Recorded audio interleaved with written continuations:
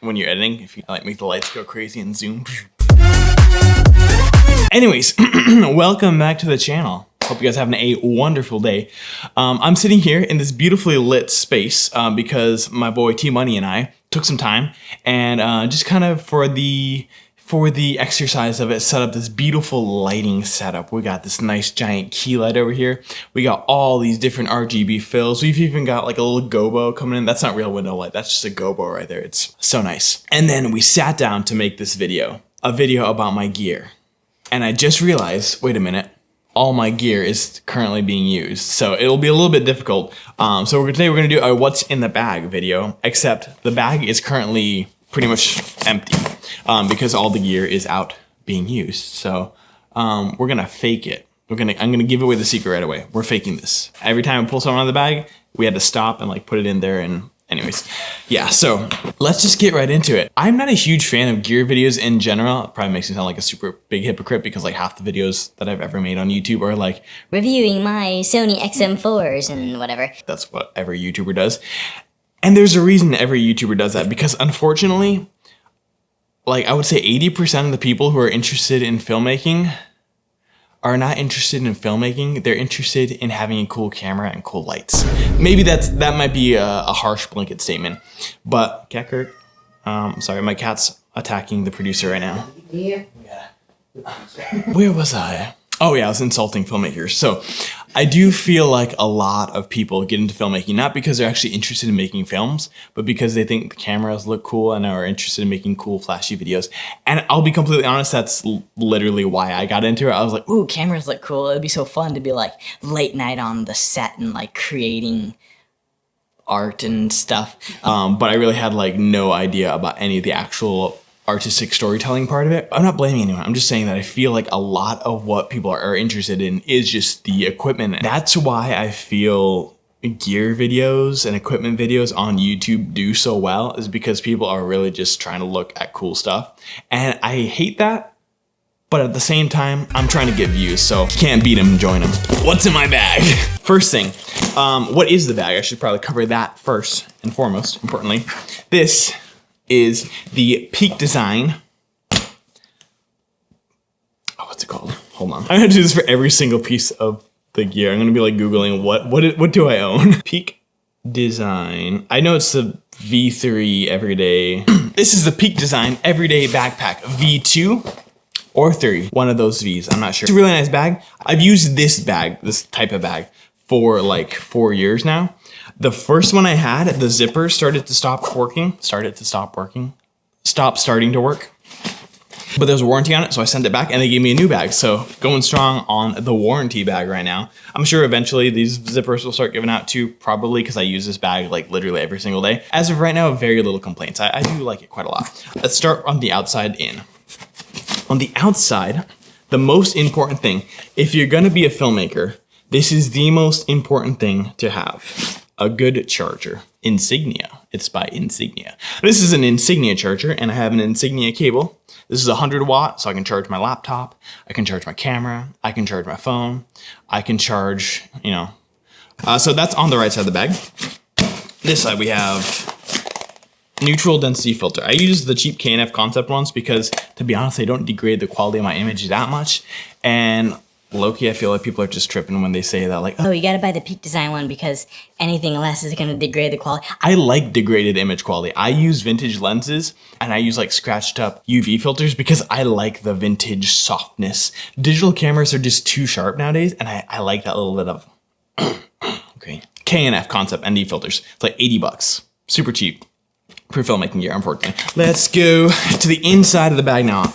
My favorite part of the bag is this flappy quality of the top. It's so nice because a lot of times I just stick like my camera with the monitor or like a camera and headphones and a bunch of random crap into the top. And the fact that it has this ladder trademark latch design is quite nice because then if it's really full, I can just like make it like that and it like holds a lot of space. Let's see, 60 watt light.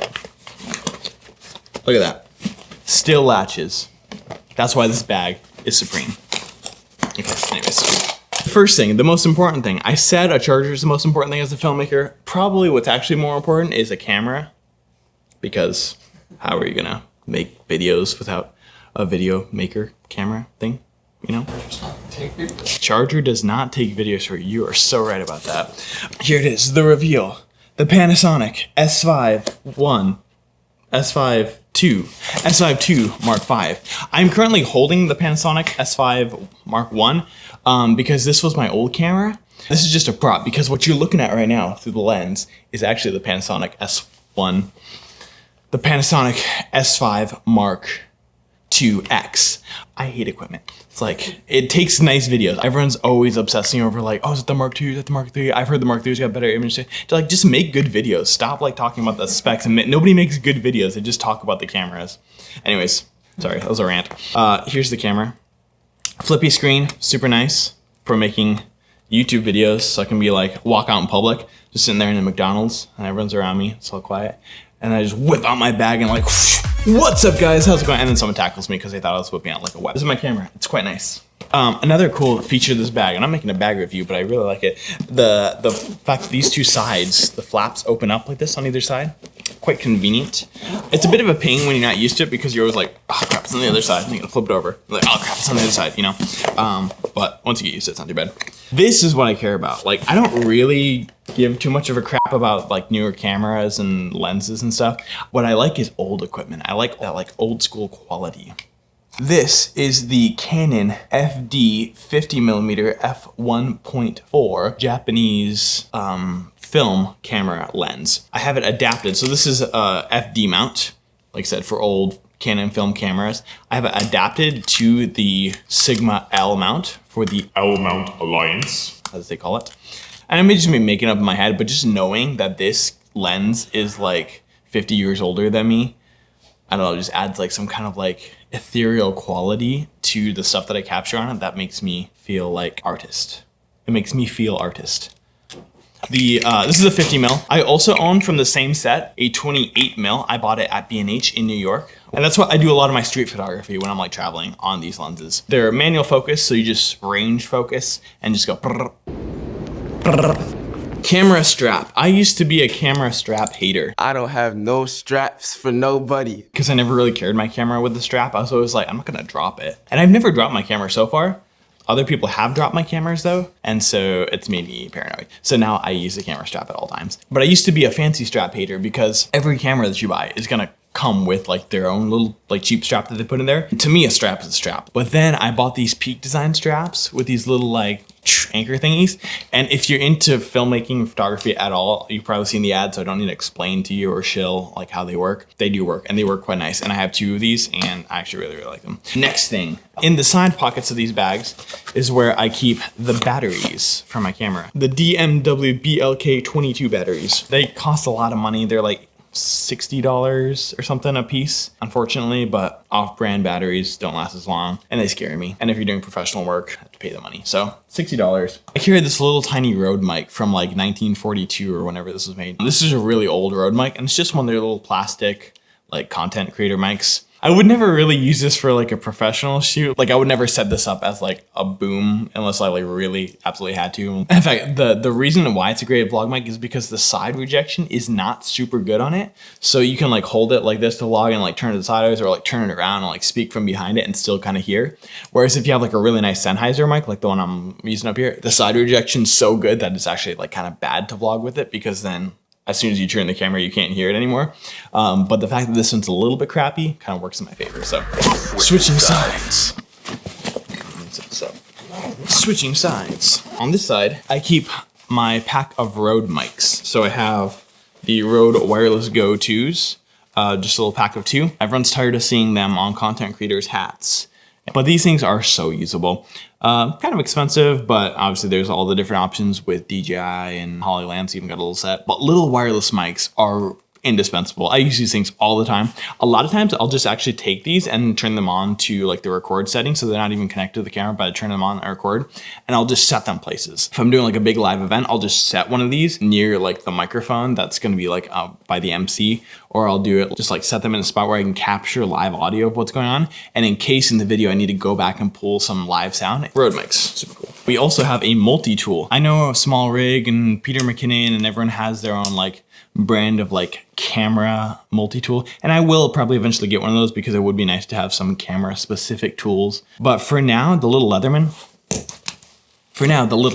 I'm gonna get this. For now, the little Leatherman, this is not gonna happen. For now, the little Leatherman works fine for me. So it's got a little knife on it. That's nice for opening packages. It's got some scissors. Sometimes I have to like cut, mic tape or, little patterns out of things. So the scissors are quite handy for that. And then the grippas. These little grippas are pretty useful for a lot of things. Some grippa ASMR. I also, in this bag, typically carry a 16 to 28 millimeter Sigma lens, as well as a Sigma 24-70 that usually lives on the camera. Those are the two main lenses besides the vintage lens that I use all the time. It's a great vlog lens, great for real estate. It's a nice, small, lightweight, super quick, a lot of easy content with that one. And the 28-70 is what I shoot most of the professional stuff on. Moving down into the pockets of the bag, we have business cards, lots and lots of business cards here. Scan the QR code. You can go to my website and see all the other cool stuff that I do. Okay, next thing, this one's just for fun. It really has nothing to do with my business, but I carry it with me every day because I think it's just super fun. This little Canon IV printer. Somebody got it for me for my birthday, and if I power this guy on, it's just print out these little tiny, like Polaroid size pictures. I'll show you guys a little print. Let's find a cool pic to print real quick. Let's print a picture of me and Antoine. I keep this little printer in the bag, just so that way when I'm shooting and out with friends and stuff, I can just make little quick prints of the photos that I take. And sometimes even with clients, like we'll just be out shooting and get a cool photo. And like if I have a break, I'll go and like print one out real quick. And it's just fun to be like, hey, here you go, real quick. The next thing in the bags is not actually in the bag right now. It's right over there, so let me go grab it. These little lights. They're kind of like Aperture MCs, but they're not Aperture because I am cheap. And so I bought these little DigiPower 96 RGB video light. I have this one, and I have one that's like twice its size. I don't know what the number is, but they're both just little DigiPower RGB lights. And they're cool. They got little effects built in. Mostly I just use them for quick pops of color. This one, and then what you can see is making this green in the background is also another one of these little DigiPower RGB lights. Okay, the next thing is also not in the bag. This is the Smallrig portable focusable video light. It's just this little like flashlight looking type thing. Tiny 10-watt light. This has a focus lens on the front of it, so you can see it's like, it makes like a nice focused circle of light. It's adjustable. You can zoom it in, zoom it out, which is kind of fun. And then there's this little gobo attachment that comes with it. It's just this little silicone cone. And then you get all these little gobo attachments. You take them and you put them into this little gobo adapter. And then you take your circle light, and when you mount the gobo on it, see if I can keep this in frame, you get all these little cool patterns. You can kind of like squish the gobo around to change the angle and stuff. A really important thing with making a nice, interesting frame for your video is having some dynamic range in the lighting intensity. And I think that's a thing that really gets overlooked a lot, especially with small creators and beginner videographers. Most of the time, we just think about like, have a nice key light, maybe get some cool colors on the background. But what really makes a frame interesting is having those little spots of light and dark.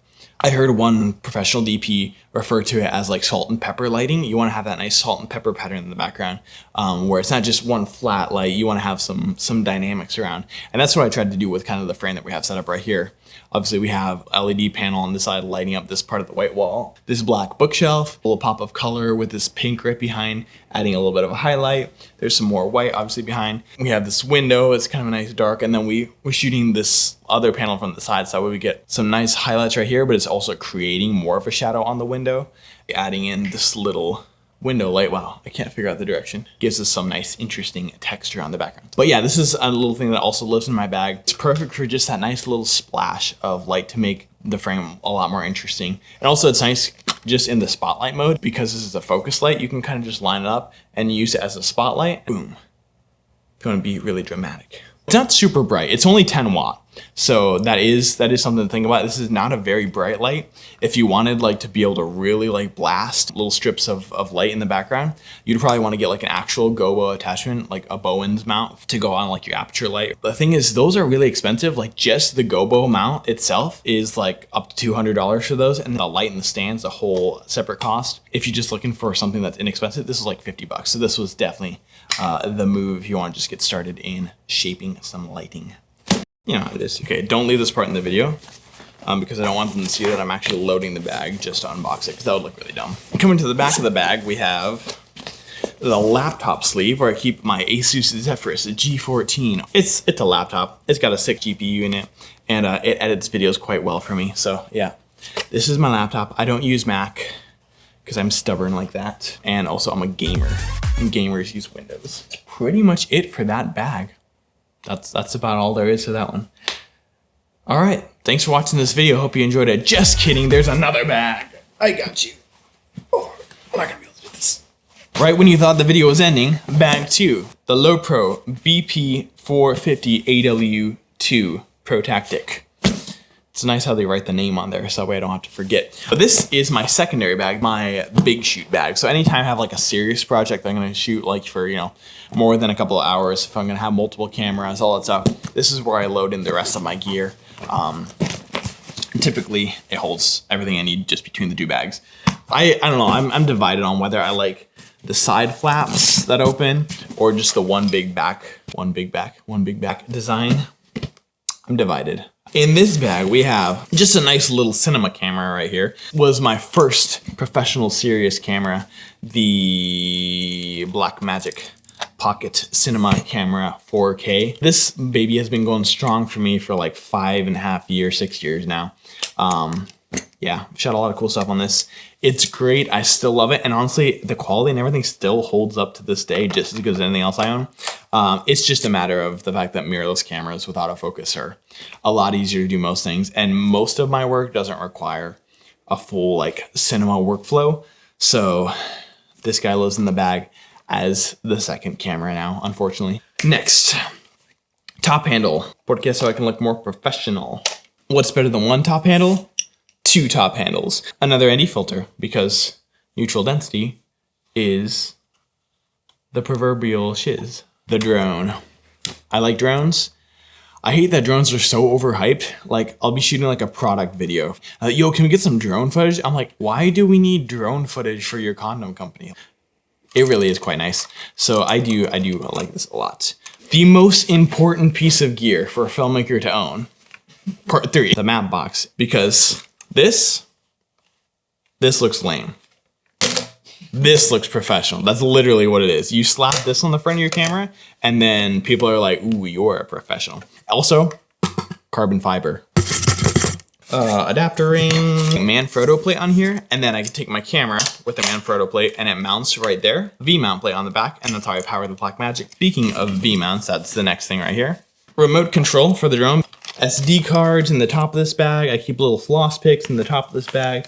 I keep business cards in the top of this bag. I keep your mom in the top of this bag. I keep everything in the top of this bag. Headbands. You gotta look baby girl on set. Keep a little rat's nest of cables in the bottom of this bag. Atomos Ninja 5, because we don't trust little LCDs.